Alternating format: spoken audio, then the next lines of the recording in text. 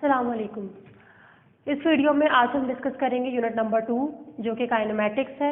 इससे पहले जो हमने रिकॉर्डिंग की थी वो थी यूनिट नंबर 1 की, जिसमें हमने फिजिकल क्वांटिटीज और मेजरमेंट को डिस्कस किया था।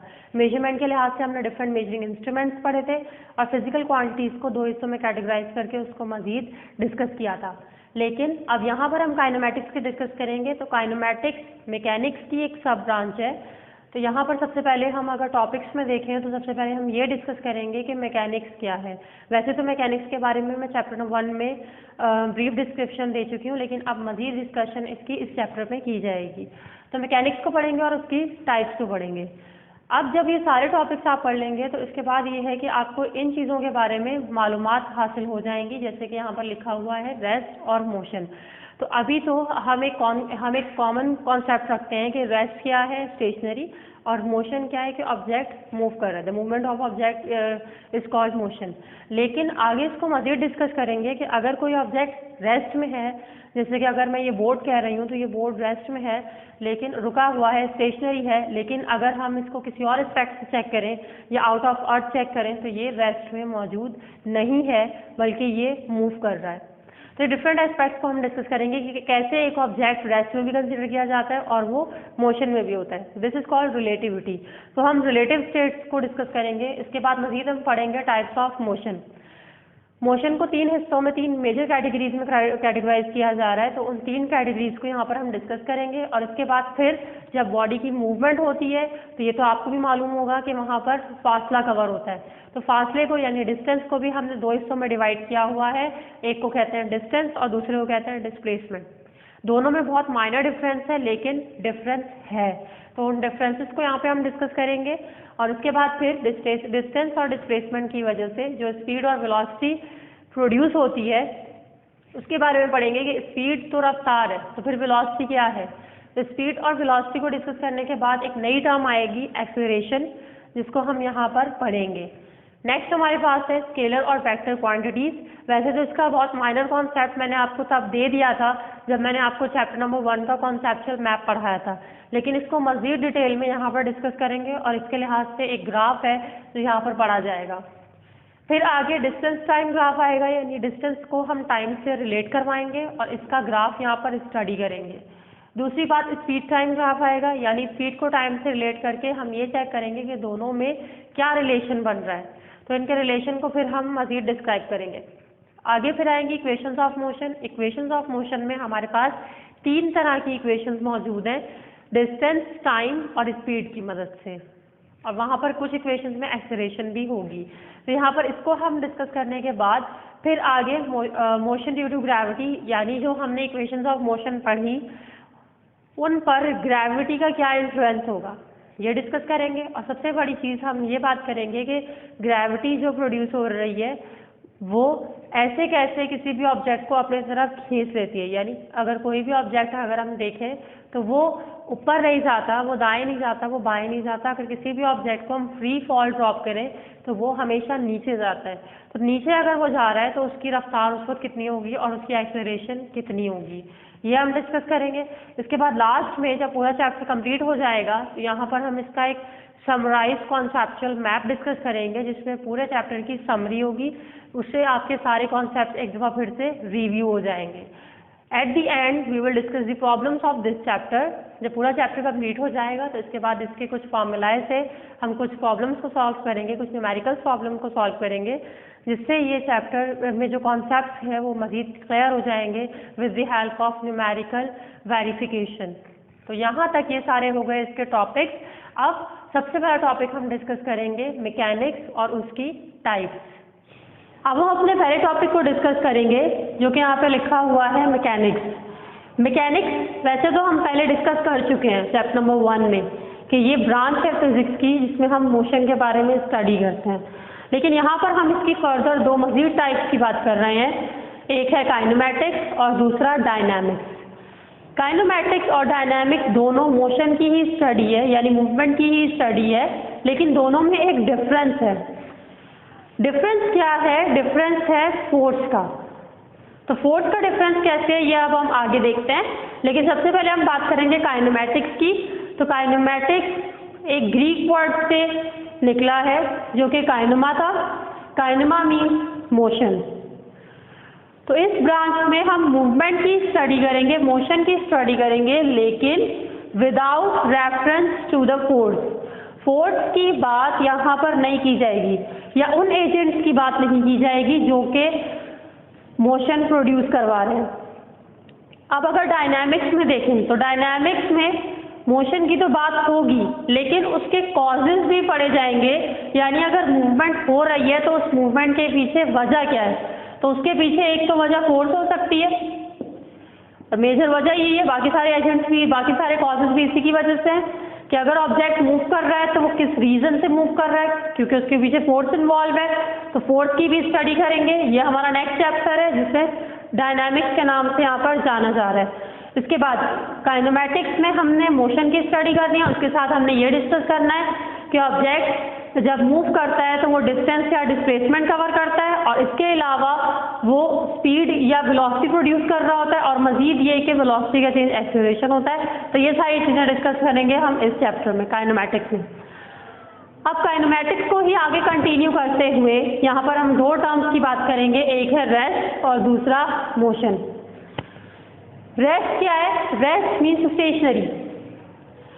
ठीक है, तो स्टेशनरी का मतलब अगर हम यहाँ पर मजीद इसको फिजिक्स के टर्म्स में डिफाइन करें तो हम यहाँ पर लिखते हैं a body is said to be in rest if it does not change its position with respect to its surrounding. अगर कोई बॉडी अपनी पोजीशन को चेंज नहीं करती अपनी सराउंडिंग के लिहाज से तो वो रेस्ट में कहलाती है। अब सबसे पहली बात यहाँ पर ये आती है कि व्हाट इज सराउंडिंग। तो फिजिक्स में हम सराउंडिंग को कैसे डिफाइन करते हैं? हम ओवरऑल यूनिवर्स को या पूरी गैलेक्सी को दो हिस्सों में क्लासिफाई कर रहे हैं, एक होता है सिस्टम, एक होता है सराउंडिंग। सिस्टम वो होता है जिसको हम ऑब्जर्व कर रहे होते हैं। जैसे इस वक्त ये बोर्ड मेरे सामने मौजूद है तो मैं इस पर लिख रही हूँ, इसके थ्रू मैं लेक्चर्स दे रही हूँ, तो ये मेरा सिस्टम है। इसी तरह मैं मार्कर यूज कर रही हूँ तो दिस इज माई सिस्टम। तो कोई भी वो चीज़ जिसको हम ऑब्जर्व कर रहे होते हैं वो सिस्टम होता है। तो उसके अलावा जितनी भी चीज़ें रूम में मौजूद होंगी वो सारी सराउंडिंग कहलाएंगी, like furniture, wall, fan, door, या उसके अलावा भी अगर कोई ऑब्जेक्ट मौजूद है तो वो सब मेरे लिए क्या हो जाएगा? सराउंडिंग हो जाएगा। तो सराउंडिंग को अगर हम उर्दू में लिखें तो हम क्या लिखते हैं कि इर्द गिर्द, यानी आपके इर्द गिर्द की जो चीज़ें हैं वो सब सराउंडिंग में आएंगी, बट विदाउट सिस्टम जिसको हम ऑब्जर्व कर रहे हैं। तो सराउंडिंग की तो बात हो गई। अब कह रहे हैं कि अगर सराउंडिंग के लिहाज से ऑब्जेक्ट अपनी पोजीशन को चेंज ना करे तो वो रेस्ट में होगा। जैसे ये बोर्ड है तो ये इस रूम में अपनी पोजीशन को चेंज नहीं कर रहा, it means that it is in rest. ये मार्कर मेरे हाथ में मौजूद है और ये बिल्कुल रुका हुआ है, मैं इसको यूज़ नहीं कर रही, तो ये रेस्ट में। टेबल पर बुक्स पड़ी हुई हैं वो रेस्ट में। तो कोई भी वो चीज़ जो रुकी हुई है अपनी पोजीशन को अपनी सराउंडिंग के एतबार से चेंज नहीं कर रही वो रेस्ट में होगी। जैसे यहाँ पे एग्जांपल दी हुई है, अ train is station at the platform. इसके अलावा आप और भी एग्जांपल लिख सकते हैं क्योंकि आपके सामने बहुत सारे ऑब्जेक्ट होंगे जो रेस्ट में मौजूद हैं। मोशन, मोशन क्या है? मोशन ये क्या था? If does not change its position. ये क्या है? If it changes its position. अगर कोई भी बॉडी अपनी पोजीशन को चेंज करे with respect to its surrounding तो वो कहलाएगी मोशन। यहाँ पर बॉडी से मुराद कोई भी ऑब्जेक्ट हो सकता है, लाजमी नहीं है कि सिर्फ लिविंग बॉडी होगी। हम किसी भी ऑब्जेक्ट को जिसको हम फोकस कर रहे होते हैं उसको हम बॉडी कहते हैं। Like this marker can be called body. तो बॉडी का वर्ड हम किसी भी ऑब्जेक्ट के लिए फिजिक्स में यूज कर सकते हैं। तो यहाँ पर मैंने क्या कहा? अगर पोजीशन को चेंज कर रही है अपनी सराउंडिंग के लिहाज से, जैसे मैंने कहा अगर फैन चल रहा है तो वो रूम में अपनी पोजीशन चेंज कर रहा है with respect to the surrounding, with respect to the room. इसी तरह कोई भी ऑब्जेक्ट लाइक कार या व्हीकल्स वो क्या कर रही हैं? अपनी पोजीशन को चेंज कर रही हैं अगर वो ड्राइव की जा रही हैं। तो ये सब किसकी एग्जाम्पल होंगी? एग्जाम्पल होंगी मोशन की। इसके अलावा आप भी खुद लिख सकते हैं, कोई भी ऑब्जेक्ट जो आपके सामने मूव कर रहा है you can write as an example. तो a car is moving on the road, यहाँ पर ये एग्जाम्पल मैंने लिखी है, आप चाहें तो कोई और भी लिख सकते हैं। ये तो हो गई रेस्ट और मोशन की बात। अब हम इनकी रिलेटिविटी पढ़ेंगे। रिलेटिविटी मतलब कि कोई भी ऑब्जेक्ट कंप्लीटली रेस्ट में या कंप्लीटली मोशन में नहीं होता, या आप कह सकते हैं कि no object is in absolute rest और इन एब्सोल्यूट मोशन। इसके पीछे वजह क्या है आप देख सकते हैं। अगर मैं कह रही हूँ ये बोर्ड रेस्ट में है तो मैं कह रही हूँ with respect to the room ये रेस्ट में है, लेकिन अगर हम अर्थ के बाहर से देखें तो अर्थ कंटिन्यूसली मूव कर रही है, अर्थ कंटिन्यूसली रोटेट कर रही है, बहुत नेग्लिजिबल फेस से मूव कर रही है लेकिन वो मूव कर रही है। तो अगर अर्थ के बाहर से कोई देखता है तो उसके लिए ये बोर्ड मूव कर रहा है क्योंकि अर्थ मूव कर रही है। तो अर्थ का हर ऑब्जेक्ट मूव कर रहा है, इसका मतलब अर्थ का कोई भी ऑब्जेक्ट रेस्ट में नहीं है अगर बाहर से देखा जाए। लेकिन अगर हम ऐसे देखें अपनी सराउंडिंग के लिहाज से, इस रूम के लिहाज से, अर्थ के लिहाज से, तो ये ऑब्जेक्ट रेस्ट में, तो एक ही ऑब्जेक्ट अर्थ के लिहाज से रेस्ट में और अर्थ के बाहर से मूव कर रहा है। इसी तरह अब अगर आप एक गाड़ी में बैठे हुए इंसान को देखें जो कि गाड़ी को ड्राइव कर रहा है, कार ड्राइव कर रहा है, तो वो ड्राइव कर रहा है तो वो इटसेल्फ तो रेस्ट में है, लेकिन उसके लिए पूरी सराउंडिंग जो बाहर का एरिया है वो सब मूव कर रहा है। और अगर कोई बाहर से देखता है तो उसके लिए वो गाड़ी मूव कर रही है तो वो इंसान, वो बंदा भी मूव कर रहा है, लेकिन वो खुद और उसकी पूरी सराउंडिंग रेस्ट में है। तो ये कहलाती है रिलेटिव स्टेट। इसका मतलब रेस्ट और मोशन रिलेटिव स्टेट है। कोई भी ऑब्जेक्ट कंप्लीटली ना तो रेस्ट में होता है ना मोशन में होता है, बल्कि वो रिलेटिव स्टेट में होता है और वो डिपेंड करता है उसकी सराउंडिंग पर। तो यहाँ तक हमने रेस्ट और मोशन तक डिस्कस कर लिया, ये डिफाइन कर लिया कि मोशन क्या होती है। मेरे ख्याल से आपको समझ आ गया होगा। अब हम डिस्कस करते हैं टाइप्स ऑफ मोशन। अब मोशन की स्टडी के बाद हम इसके टाइप्स को डिस्कस करेंगे। तो यहाँ पर 3 तरह के टाइप्स हैं जिनके बारे में हम बात करेंगे, और मजीद ये कि जो इसकी फर्स्ट टाइप है ट्रांसलेटरी मोशन, इसकी 3 मजीद टाइप्स हैं, इसकी सब टाइप्स हैं जिनको हम यहाँ पर पढ़ेंगे। तो सबसे पहले हम बात करते हैं ट्रांसलेटरी मोशन की। तो लफ्ज़ ट्रांसलेटरी से ही आपको मालूम हो रहा होगा कि ये ऐसी मूवमेंट होगी जो या तो लीनियर वे में होगी या तो एक स्ट्रेट पाथ पर होगी। तो बिल्कुल ऐसा ही है जैसे कि यहाँ पे लिखा हुआ है, when all points of a moving body move uniformly along the same straight line, such motion is called translatory motion। ऐसी मूवमेंट जिसमें सारे पार्टिकल्स बॉडी के साथ मूव करें, जब वो बॉडी मूव करने की कोशिश करे तो उसके सारे पार्टिकल्स उसके साथ मूव कर जाएं स्ट्रेट पाथ में, स्ट्रेट लाइन में, तो इस तरह की मूवमेंट कहलाती है ट्रांसलेटरी मोशन।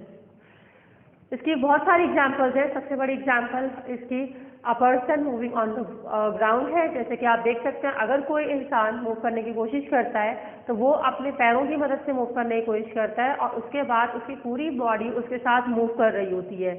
तो ये ट्रांसलेटरी मोशन की एग्जांपल है अगर स्ट्रेट पाथ और स्ट्रेट लाइन में हो। इसी तरह ट्रेन में आपने नोट किया होगा उसका सिर्फ इंजन मूव कर रहा होता है, बाकी बोगी उस इंजन से अटैच हुई हुई होती है और वो जो ट्रैक होता है वो बिल्कुल स्ट्रेट होता है, जिसकी वजह से ट्रेन भी स्ट्रेट ट्रैवल कर रही होती है। तो यहाँ पर अगर आप नोट करें तो इंजन आगे जा रहा है जिसकी वजह से उसकी सारी बोगी उसके साथ आगे मजीद मूव कर रही है। तो सारे पार्टिकल, सारे पॉइंट्स बॉडी के साथ मूव कर रहे हैं जो बॉडी मूव कर रही है। इस तरह की मोशन कहलाती है ट्रांसलेटरी मोशन। फिर ट्रांसलेटरी मोशन की 3 मजीद टाइप्स हैं। तो 3 मजीद टाइप्स यहाँ पर आप देख सकते हैं, लीनियर, सर्कुलर और रैंडम।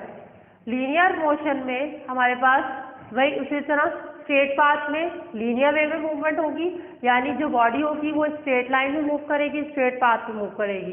जैसे कि a person walking on the ground, इसके अलावा बस moving on the road, a car moving on the road, ये जितने भी व्हीकल्स हैं जो रोड पर स्ट्रेट पाथ में मूव कर रही है वो सारी लीनियर मोशन की एग्जाम्पल होंगी। इसके बाद फिर दूसरी टाइप हमारे पास आती है सर्कुलर। सर्कुलर में क्या होगा कि बॉडी सर्कुलर पाथ पे मूव करेगी। सर्कुलर पाथ पे कैसे मूव करेगी, जैसे यहाँ पे आर्टिफिशियल सैटेलाइट की एग्जाम्पल दी हुई है कि सैटेलाइट अर्थ के इर्द गिर्द रिवॉल्व कर रहा होता है, तो वो इस तरह रिवॉल्व कर रहा होता है कि अर्थ उसको अपनी तरफ पुल कर रही है लेकिन वो अर्थ से अटैच नहीं है। तो अगर बॉडी किसी भी मिड पॉइंट से सेंटर पॉइंट से अटैच ना हो बल्कि फिर भी वो उसके इर्द गिर्द मूव कर रही हो किसी फोर्स ऑफ अट्रैक्शन की वजह से, तो इस तरह की मूवमेंट कहलाती है सर्कुलर मोशन। जिससे मैंने सैटेलाइट की एग्जांपल दी। इसी तरह आप इलेक्ट्रॉन्स को देख सकते हैं। इलेक्ट्रॉन्स बॉडी के इर्द गिर्द, या हम देख सकते हैं न्यूक्लियस के इर्द गिर्द रिवॉल्व कर रहे होते हैं, तो ये भी किसकी एग्जाम्पल है, ये भी सर्कुलर मोशन की एग्जाम्पल है, क्योंकि वो इसमें अटैच नहीं होते सेंटर पॉइंट से। इसके बाद रैंडम, रैंडम वर्ड नाम से ही पता लग रहा होगा आपको, लफ्ज से ही पता लग रहा होगा, रैंडम मीन्स इधर उधर मोशन हो रही होगी, इर्रेगुलर मोशन हो रही होगी, तो बिल्कुल ऐसा ही है यहाँ पर, irregular motion of an object random motion कहलाती है। इसमें एग्जांपल हमारे पास बटरफ्लाई की मूवमेंट आ गई, हाउस फ्लाई की मूवमेंट आ गई, डस्ट पार्टिकल्स की मूवमेंट आ गई, या कोई भी बॉडी जो इधर उधर मूव करे वो रैंडम मोशन में शामिल होगी। यानी ना तो वो लीनियर में होगी, ना तो वो सर्कुलर में होगी, बल्कि वो एक रैंडमली एक इर्रेगुलर मोशन में होगी। तो यहाँ तक ये थी टाइप्स ऑफ ट्रांसलेटरी मोशन। अब हमारे पास आती है सेकेंड टाइप ऑफ मोशन। तो second type of motion rotatory motion है। रोटेटरी मोशन में भी ऑब्जेक्ट सर्कुलर मूव कर रहा होगा, लेकिन रोटेटरी और सर्कुलर में सिर्फ एक ही डिफरेंस है कि सर्कुलर में हमारे पास जो पॉइंट था वो बॉडी के साथ जो उसके इर्द गिर्द मूव कर रही थी वो अटैच नहीं था, लेकिन रोटेटरी में वो पॉइंट अटैच होता है। जैसे अगर आप व्हील की बात करें तो व्हील को अगर आप देखें तो अगर ये व्हील है तो ये व्हील एक्सल के इर्द गिर्द अटैच हुआ होता है। तो अगर बॉडी सेंटर पॉइंट से अटैच हुआ और वो फिर सर्कुलर वे में मूव करे तो ये रोटेटरी मोशन कहलाती है। इसी तरह आप अगर फैन को देखें तो फैन के जो ब्लेड्स हैं वो उसके मिड पॉइंट के इर्द गिर्द मूव कर रहे होते हैं और वो मिड पॉइंट से अटैच है, यानी उनका एक्सेस बॉडी से खुद पास हो रहा है, तो ये क्या कहलाएगा, ये कहलाएगा रोटेटरी मोशन। एग्जाम्पल यहाँ पर मौजूद है इसकी। इसके बाद वाइब्रेटरी मोशन। वाइब्रेटरी मोशन में हमारे पास बॉडी बैक एंड फोर्थ या टू एंड फ्रो मूव करेगी। बैक एंड फोर्थ मतलब आगे पीछे, और टू एंड फ्रो मतलब इधर उधर। तो अगर बॉडी इस तरह से मूव कर रही है तो वो वाइब्रेटरी मोशन की एग्जाम्पल होगी। इसमें आप देख सकते हैं जैसे क्लॉक पेंडुलम होता है, तो क्लॉक पेंडुलम में यहाँ इसकी मेन पोजीशन है और इस मेन पोजीशन के इर्द गिर्द अगर ऑब्जेक्ट को हम इधर लेकर आए और उसको ड्रॉप करवाएं तो फिर ये इस एक्सिस में मूव करता रहेगा। तो ये इसका फिक्स एक्सिस है। इस फिक्स एक्सिस में मेन पोजीशन के इर्द गिर्द ऑब्जेक्ट मूव कर रहा है, इधर उधर मूव कर रहा है। This type of motion is called vibratory motion. इसमें हमारे पास सेवरल एग्जाम्पल्स हैं, like springs of guitar. Guitar के स्ट्रिंग्स को अगर हम डिस्टर्ब करें तो वो इसी तरह बैक एंड फोर्थ मूव करते हैं। इसी तरह हमारे पास स्प्रिंग है, स्प्रिंग को अगर हम मूव करवाएं तो वो भी अपनी मेन पोजीशन के इर्द गिर्द मूव करता है। तो यहाँ तक ये टाइप्स ऑफ मोशन कंप्लीट हो गई। I hope you have understood. ये हमारी वीडियो कंप्लीट हो चुकी है। इसके बाद अगली वीडियोज़ में हम डिस्कस करेंगे मज़ीद अगले टॉपिक्स को। अल्लाह हाफ़िज़।